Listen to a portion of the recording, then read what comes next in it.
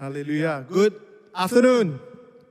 Come on, let's try that again. I think y'all can just respond, okay? Good afternoon. Very good. All the people back there, y'all look like, good afternoon. Excellent. My name is Gary, and I'm privileged to have this opportunity to be speaking at this afternoon service. For those of you who don't know me, I've been in church for a number of years already. My son attends YC, so if you see just someone sliding down and thinking, oh, my dad's here, oh dear, that's high chance that's my son. But it's been a joy for the past many years. I think most of my life I've had the opportunity to work with young people, with youth in the schools, in churches, and young people. You know, that's pretty much me. I always feel young because I hang around them, but I'm not so young. But, you know, somehow hanging around young people, I feel energized. And we know we're going through a whole series of fellowship, what kind of relationship that you should have. And we heard about Ruth and Naomi, and last week, I believe it's David and Jonathan. And today we're going to hear about the story of Mo. Who's Mo? Mo is Moses, short form for Moses. What about Moses can we learn about relationships? Then you're going to find out from his life with Aaron, with Miriam, his siblings, and the kind of dynamics that we can establish in relationship. But we live in an age and a generation where we talk about friends, and no other generation has ever had this remark calling unfriends. If you can help me, my remote. Yep. Whether you're on a Facebook, Insta, TikTok, whichever form of social media, we have friends and we have unfriends. How many of you have ever unfriended someone because they posted something and then, I think I don't like this person anymore, I will unfriend them.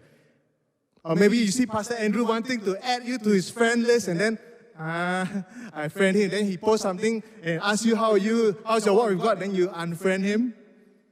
But we're all on this journey where I unfriend you, I friend you. How many of you follow like personalities on TikTok, giving their thumbs up, like their comments, like the things they're doing? We all live in a generation like that, where easily we friend and we just as easily unfriend. How many of you like to give thumbs up to your favorite idol group or favorite music group? Just click, as many thumbs up as you can. Why? Because we follow them, yet we don't have that relationship with them, but we feel we do. And today, so we're going to establish what kind of friendship should we actually have. Because it's one thing to look for the perfect friend, but it's another thing to become the perfect friend. It reminds me of the story of these three pastors who were stranded on this boat out in sea for many days. And then suddenly they were just thirsty, dehydrated, when they see a lamb floating by. And the first pastor, Pastor Andrew, picked up the lamb and he rubbed it. Poof! Out came this genie, Christian genie. Ooh! Thank you for granting me freedom. I will give the three of you 3 wishes. I mean, each one of you gets 1 wish. No refunds, just one. No more. No asking for more wishes. Once it's wished, and that's it. So the first Pastor Andrew, oh, what's your wish? I wish I miss Pastor Jesse. I miss my children. I want to go back home. And suddenly, poof, he disappears. He goes back home. And the second one, Pastor Amos, what's your wish? What's your 1 wish? I miss my wife. I only got married recently. I miss her so much. I want to go and kiss my wife. And poof, suddenly disappears. And the third person, Pastor David, what's your wish? Final wish. What's your wish? I miss Andrew and Amos so much. I wish they were here. Poof.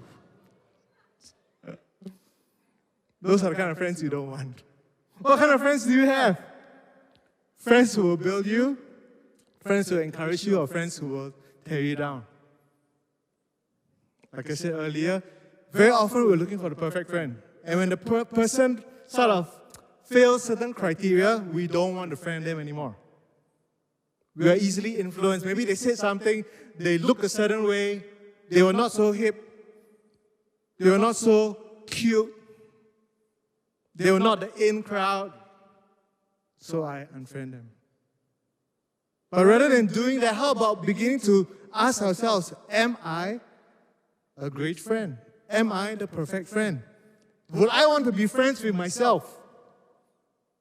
And we're going to look from the life of Moses. What are some things that as we look, okay, for this message is not for you to, that person's like that person's like that. I want us just to begin to point to ourselves and say, self, how am I as a friend? What are some areas of my life that possibly needs to change so that I become a great friend? And there are 3 areas that I want to talk about today. If you are not a churchgoer, you're not a Jesus person, you've never been to church before, never heard of Moses, I'm just going to give you a very brief summary. Moses, if you ever watched what's the movie many years ago? I can't remember. It's cartoon, right? Some animation one. Prince of Egypt. Okay. Oh, that was before my time, I think. Yeah, but very long ago, it's about Moses. Moses, according to the Bible, he was basically his mother, because the children at the time, the babies at the time were being persecuted, killed. So the mother put him in a basket and then floated him downstream, and Pharaoh's daughter would adopt Moses. So Moses spent the early years, the first 40 years of his life, growing up in Egypt as a prince. That's why you got a prince of Egypt.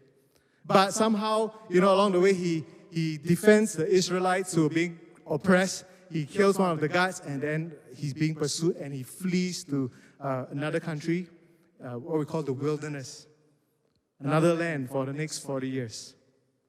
And here we have the scenario. Moses, God appearing to Moses and giving him the command to go back to Egypt to set the people free, to set the Israelites free. And so that's the background of Moses' life. But what are some things about him that we can learn with regard to what kind of person can we be in terms of relationship? The first one, it is this what I call the BFF qualities. First one, be humble. Last week, I think you all heard a little about being humble in the relationship. But in the Bible, there's only one person that has this description. Moses was a very humble man, more humble than anyone else on the face of the earth. No other person was ever conferred that title or given that title. We know Jesus humbled himself, but Moses is described as the most humble man who lived on the earth. What I find most interesting, the first 5 books of the Bible written by Moses. So this was somehow also written by Moses. Probably one of the scribes. And humility is one of those things that I can never say, I'm very humble, no? Right? I'm so humble, man. Why? Because the moment I say that, it's pride, really. So if we ask ourselves, am I humble? Am I humble? Moses' life is like this. In Exodus chapter 3, God appears to him in a burning bush.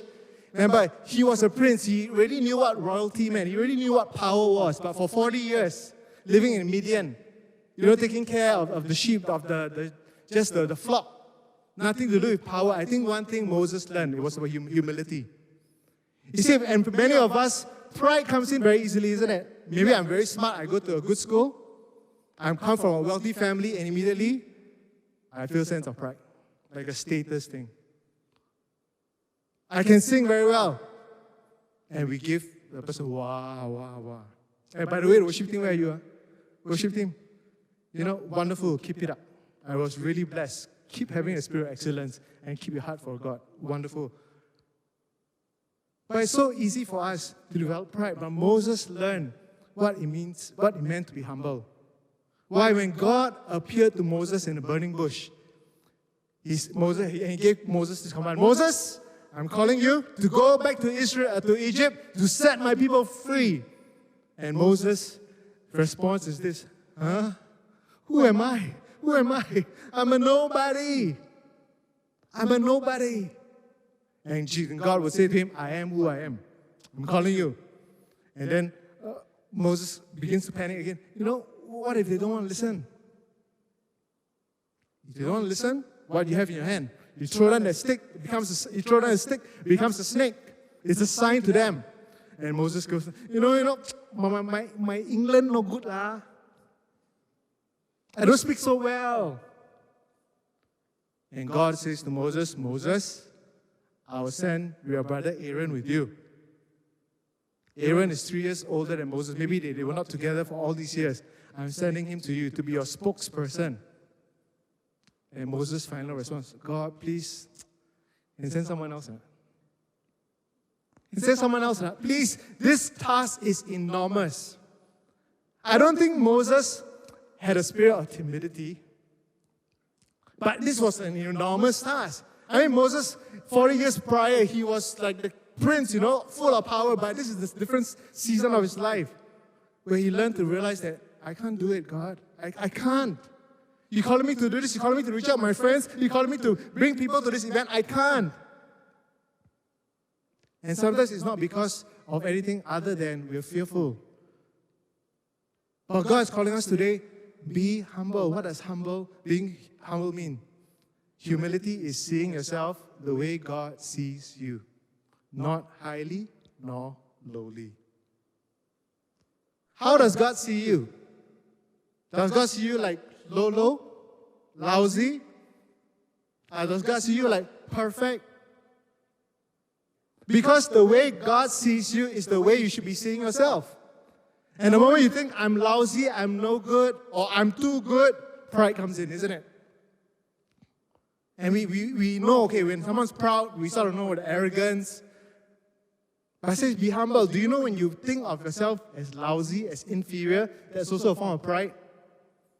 Because you're saying, God, I know myself better than you, the creator of my life. I'm nobody. But God says you're somebody. God says you're my son, my prince, my king, my queen, my princess, my treasure. Don't ever think of yourself less than what I've called you. And for us as Christians, I know who I am because I know whose I am. And let that be the word that begins to sink in our hearts. If you're here today and you're listening to this message and you say, you know, Gary, I'm lousy, like I can't sing, I can't do this, I'm nobody. Don't ever let the enemy sow that in your life, because before God, you are somebody. That He sent His Son to you. But what's required of me is to be humble. Just begin to be humble, saying, God, I need you. And Moses came to the point of time where he realized, I need God. I need you, God. I can't do this on my own. Please ask someone else, please. And God sees humility. God says, I will be with you. Are you willing to do that? So the first BFF quality that we want to have is to be humble. 1 Peter 5:5 says this, God opposes the proud but shows favor to the humble. Let's think of ourselves. Am I humble? The psalmist says this, my sacrifice to God is a broken spirit and a contrite heart. You will never despise. And that's the kind of heart that God desires for us. What kind of relationship do you have with others? Start first with myself and walk in humility. To consider others better than myself. Not that I'm lousy, but to esteem them highly. Jesus knew who He was, the Son of God. Yet He came down to the earth. He humbled Himself. He humbled Himself. And that's what true humility is. You humble yourself. Don't ever pray the prayer, oh Lord, please humble me. You don't want God to humble you. But humility is something you choose to do on your own. Matthew 5:5, blessed are the humble or the meek, for they will inherit the earth. And that's God's promise for all of us. So will you choose today? The first quality is to be humble. And if there's any area of pride in my life, whether it's because of my achievement or my accomplishments, it's so easy for us to go in the area of pride. But today, choose, you make that choice, that I will be humble. In the friendship, I will be humble. I will honor them, I will esteem them, and I will be humble. Second, F, B is for be humble. F, fear God more than you fear man. The Bible tells us the story in Exodus chapter 32, verse 24. The background is this, yeah? Moses goes up to the mountain for 40 days, where he has an encounter with God, and God would give Moses the 10 commandments and all the different laws they were to follow. But for 40 days, Aaron, his brother, was down the mountain with all the people, the Egyptians, the Israelites who had been brought out. After a while, Moses had been their leader, and after a while, maybe 1 day, 2 days, they begin to wonder, hey, where's Moses? Where's our leader? How come we're not having this? How come we're not having that? We want this. We want that. And they begin to protest. They begin to, maybe they had their own riot then. And they said to Aaron, Aaron, you lead us. Make us a god. Make us an idol to represent God. And so Aaron, collects all the gold, burns it, and makes it an ox. And that's the beginning of the year of the ox. Started then.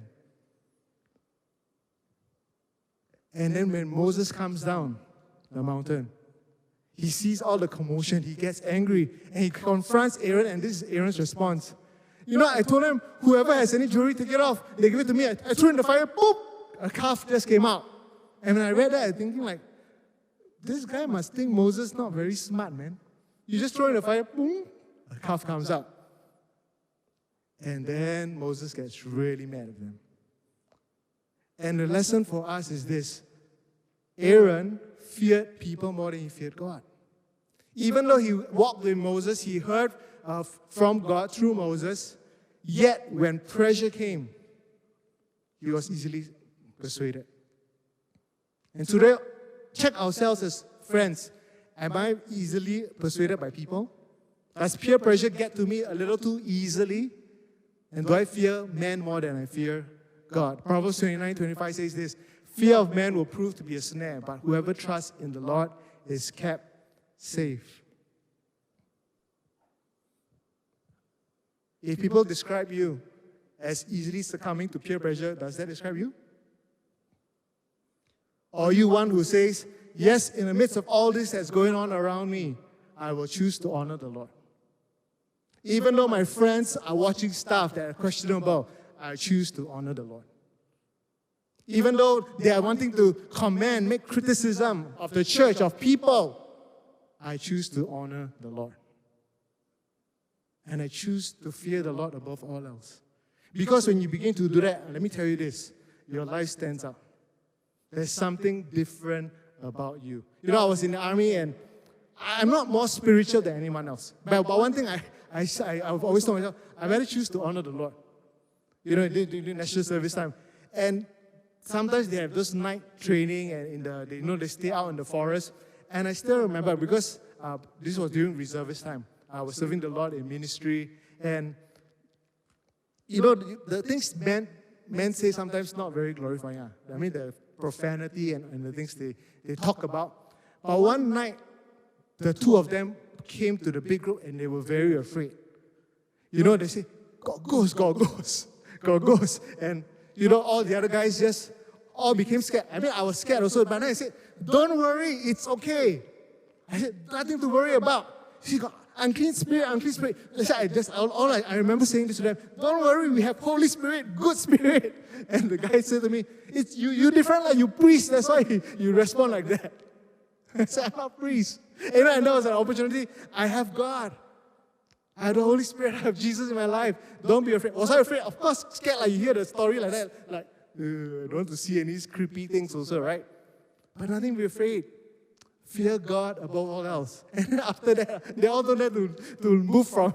They wanted to stay close to me. I don't know. Yeah, but when they stood close to me, I felt proud, I must say.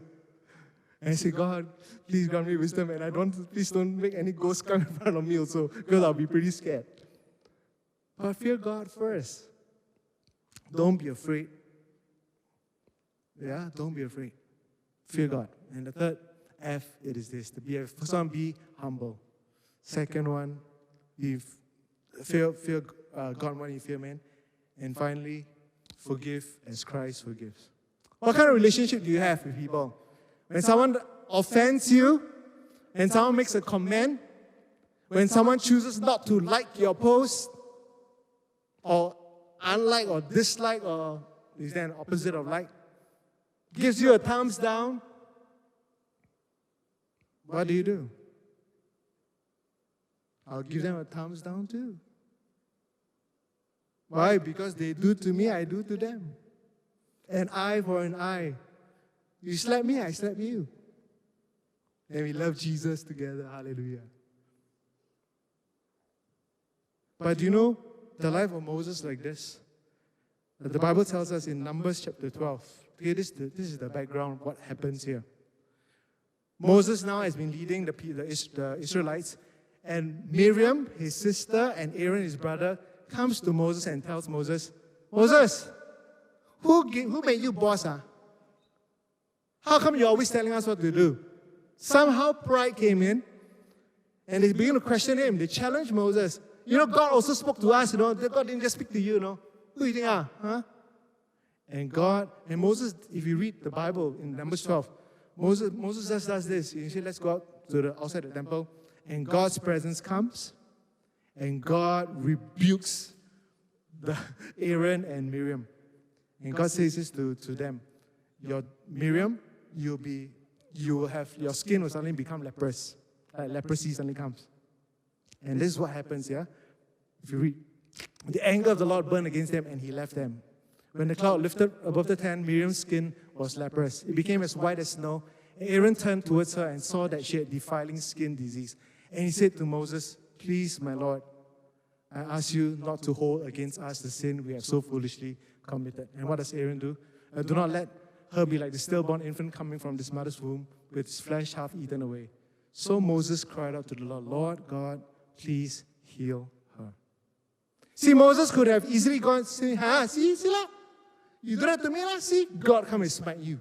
You turn or you burn, you know. And sometimes our prayer is like that, isn't it? When someone does an offense, I pray, God, that you will smite that person. Grant them no rest in their sleep. Let them have nightmares until they repent and they apologize and they come and seek forgiveness from me.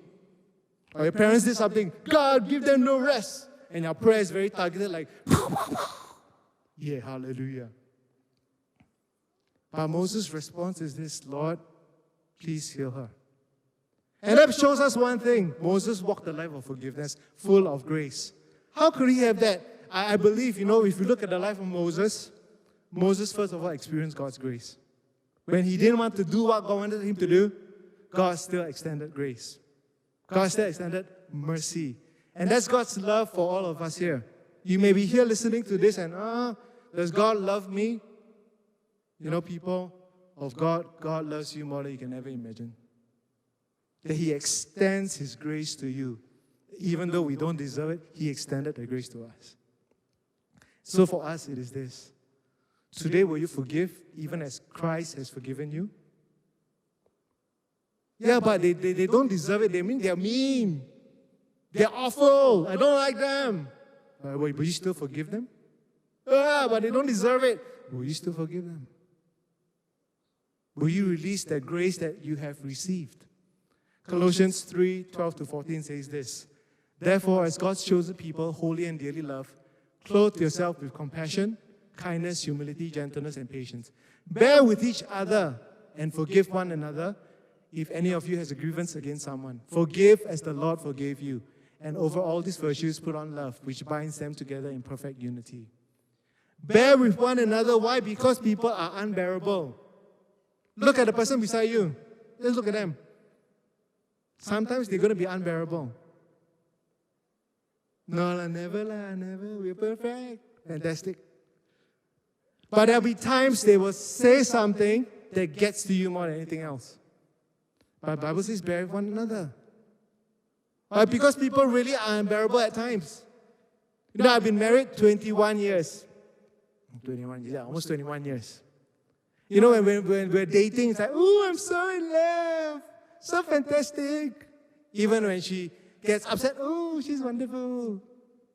But after you get married, you realize this verse comes to light a lot more. Why? Because we live 24/7, and now we begin to bear with one another a lot more. And it's not easy. Just like in your family, the people whom you high chance you are least patient with are who? Your siblings, your parents, or whoever lives with you. You are less gracious to the people who actually love you, right? Isn't it? For all of us. Why? Because when we come to church, we see each other 2 hours a week. Fantastic. God is good. We love Jesus. I love you. You love me. Fantastic. God is good all the time. But when you forever, always together, you realize people are unbearable. And today we need to ask, do I live a life full of grace? Do I release forgiveness easily? Because God forgave me. Why should I forgive? Because God forgave you. Why should I bear with other people? Because God bore with you. God had to bear with you. And why do I do it? Because God did it first for me. And if you are a Christian, and if you came to church today, and if you know you've been forgiven by God, there is nothing that will stop us from forgiving others because I've experienced God. But if I never walk in receiving God's forgiveness, very hard to forgive other people. Okay? Please don't get this wrong. Forgiveness doesn't mean I forget and then I have no more feeling about what they did to me. No. Forgiveness is choosing to not let that offense control you anymore. And the relationships that we have, in the fellowship that we have in this whole series, there will be time people will offend you. People you care about will offend you. intentionally, hopefully it's not intentionally, but out of whether they're teasing you, whether they say something, it just comes out. And the natural tendency is either you get back at them, or unfriend them. But the principle is this: it is more rewarding to resolve the conflict than to dissolve the relationship. Because you'll have differences. Release forgiveness, release grace, walk in humility. A good friend of mine, his name is Clarence. And Clarence and I grew up in church for, in the youth like that. And I still remember we were much older already, and there was a youth camp. And during one of the games, we were in opposite teams.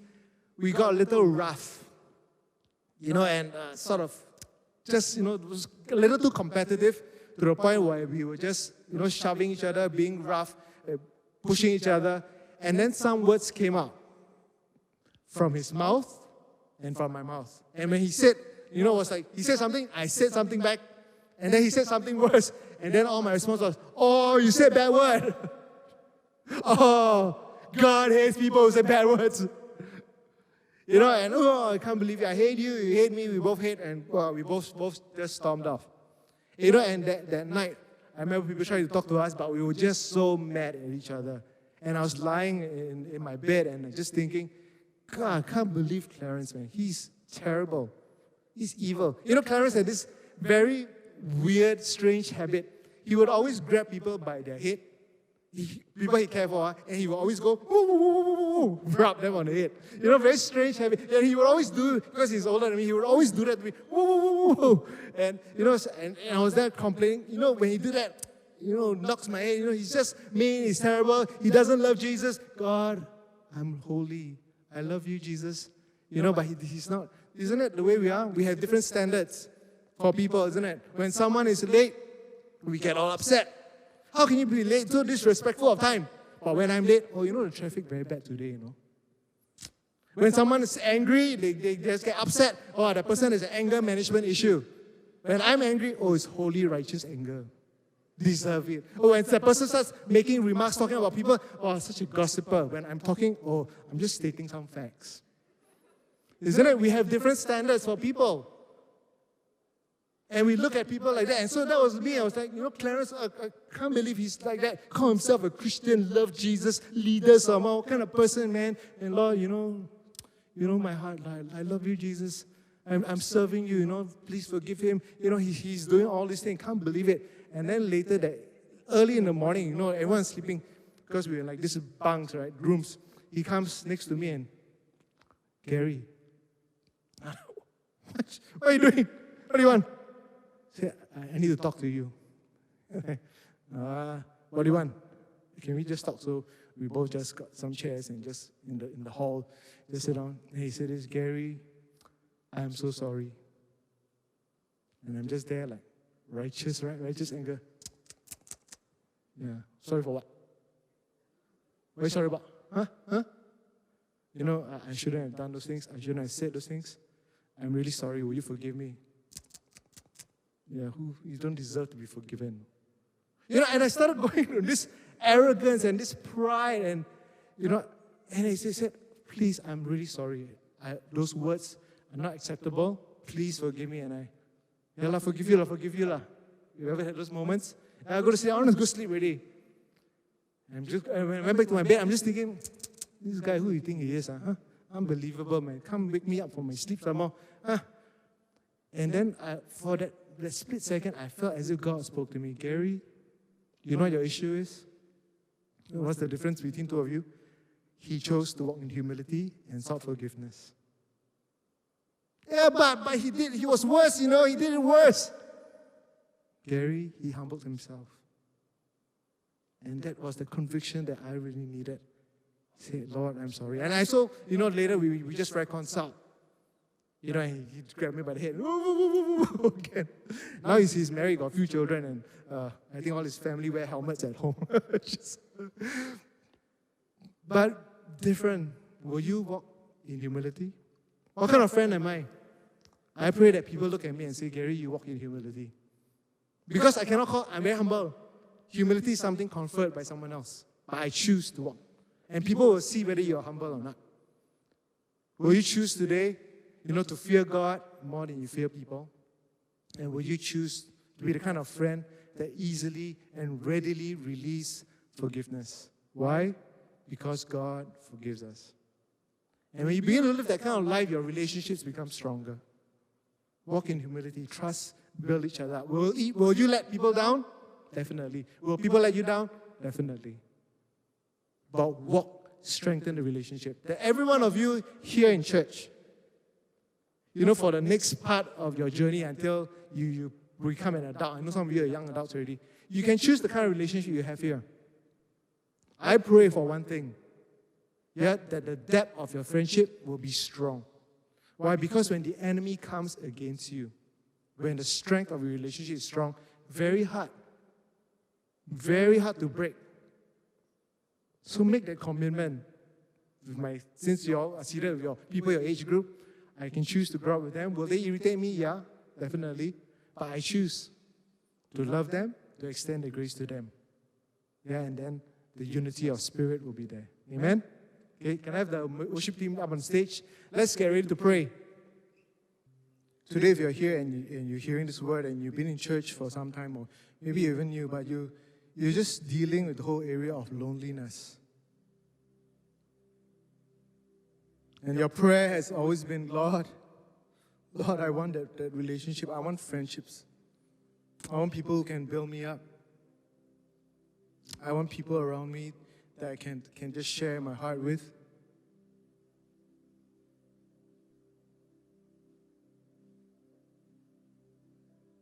I feel as if God will say to you, rather than always be trying to seek for people like that, first of all, choose to be a person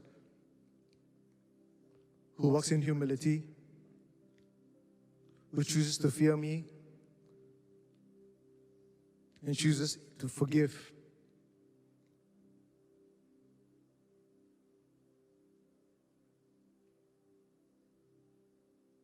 Today, will you make that a prayer to the Lord and just say, God, use me. Use me, Lord. Use me.